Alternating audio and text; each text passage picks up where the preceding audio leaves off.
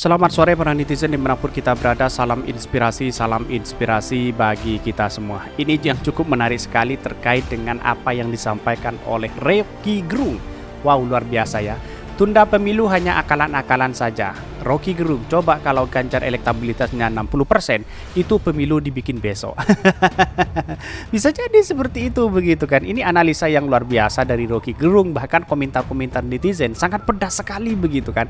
Ini komentar-komentar netizen sebelum kita menganalisa dari beritanya seperti ini. Ini dari netizen, tunda pemilu hanya akalan-akalan saja. Rocky Gerung, coba kalau Ganjar elektabilitasnya 60%, itu pemilu dibikin besok. Banyak sekali yang men-tweet mereka begitu kan. Ini rezim hutang, somplak keputusan. Setuju dengan Rocky Gerung, oligarki dan bonekanya kepanasan, cari penerus ngibul. Kayak saat di tengah pandemi dulu, pilkada pun tetap saja dipaksakan. Dasar rezim modus, yang benar Ganjar bisa apa? Banyak sekali yang men-tweet mereka begitu kan. Inilah yang kemudian menjadi catatan penting. Tahun lalu cuma 55, kini kemiskinan ekstrim di Jateng tambah jadi 19 daerah. Wow, sangat luar biasa. Ya Pak Ganjar sebenarnya fokus kepada di Jawa Tengah aja begitu kan. 10 tahun begitu kan, 2 periode begitu, banjir, wadas, kemiskinan masih saja menghantui di Jawa Tengah begitu. Bisa jadi begitu, hihi, tukang begal konsultasi nggak berani jujur, kalau jujur bakalan kalah bonekanya, bisanya akal-akalan pemilu. Ini banyak sekali yang men-tweet mereka. Analisa yang mantap, ini banyak sekali yang mengkritik, ada pro dan ada yang kontra begitu kan. Inilah yang kemudian menjadi catatan penting kepada demokrasi. Rocky Gerung juga mengatakan seperti itu begitu kan. Ini halo yang hakiki ini.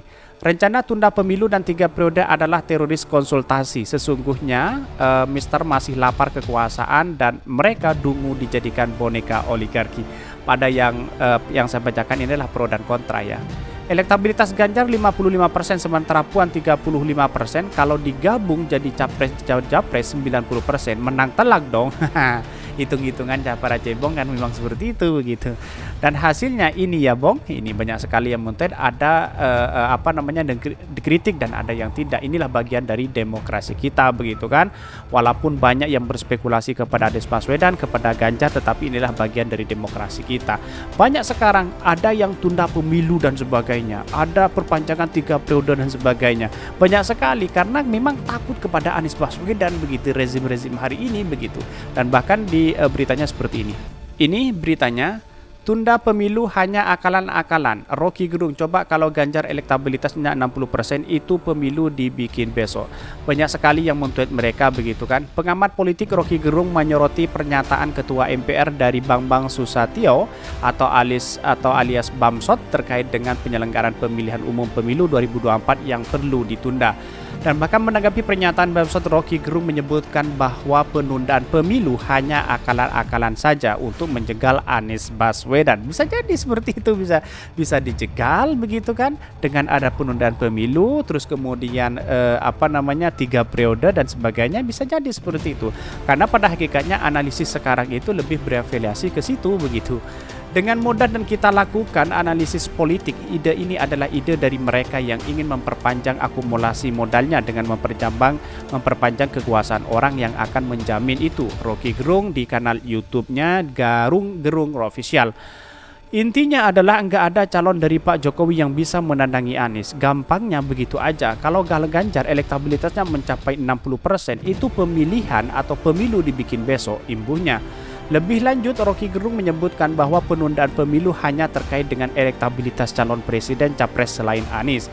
Jadi semua itu soal angka, stabilitas, elektabilitas, dan demikian juga Prabowo. Kalau dia sudah di atas 40%, pasti dia tuntut aja nggak boleh ada perpanjangan.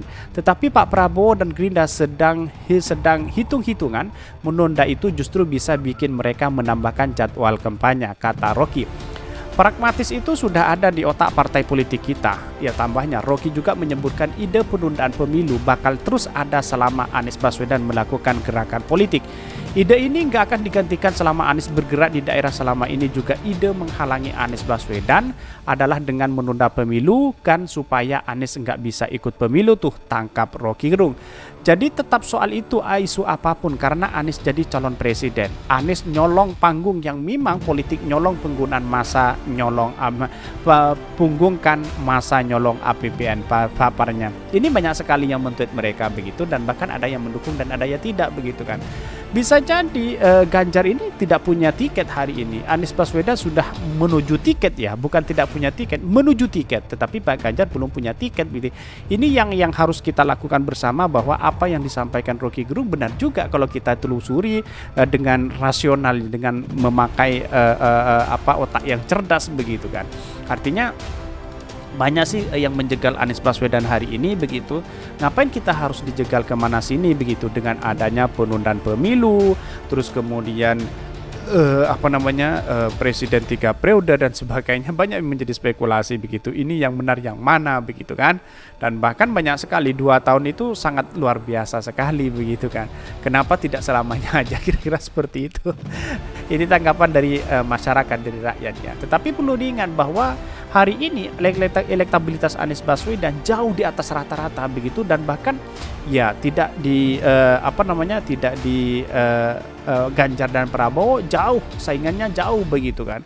Ini banyak komentar-komentar netizen hal-hal seperti ini yang kemudian membuat para rezim hari ini panik siapa yang mau didukung begitu kan. Kira-kira seperti itu begitu.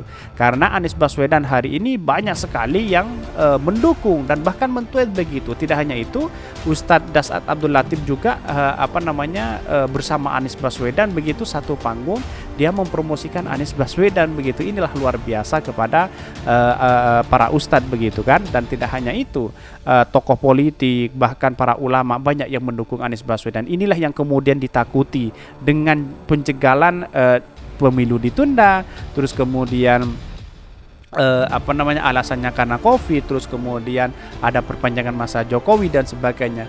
Bahkan institusi kita kita tidak boleh 3 periode, ngapain kita ngutut 3 periode begitu kan. Inilah yang harus dipertanyakan kepada publik. Dan makanya komentar-komentar netizen ini, rezim ngotak somplak keputusan, banyak sekali yang men-tweet mereka dan bahkan mengkritik mereka begitu kan.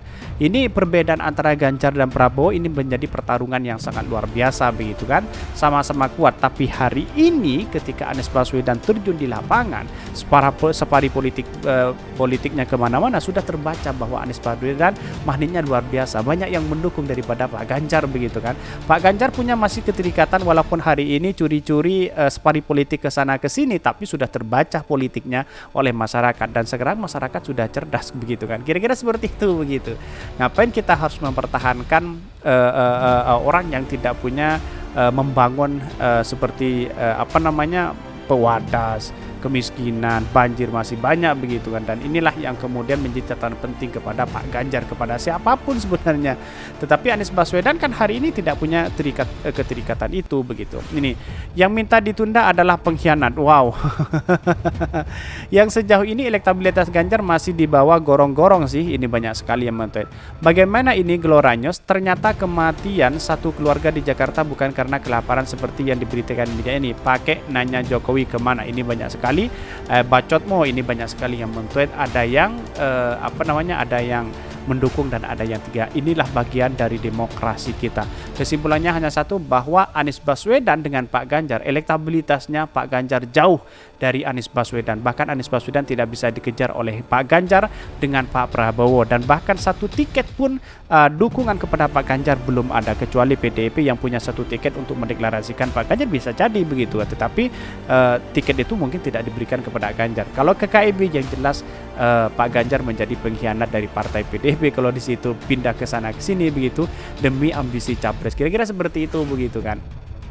Jadi kalau KIB mengusung Pak Ganjar sama halnya memperbesar Pak Ganjar, memperbesar partai PDIP. Kira-kira seperti itu.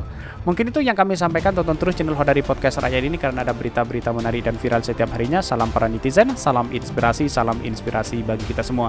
Jangan lupa di subscribe channel YouTube Hodari Podcast Rakyat ini.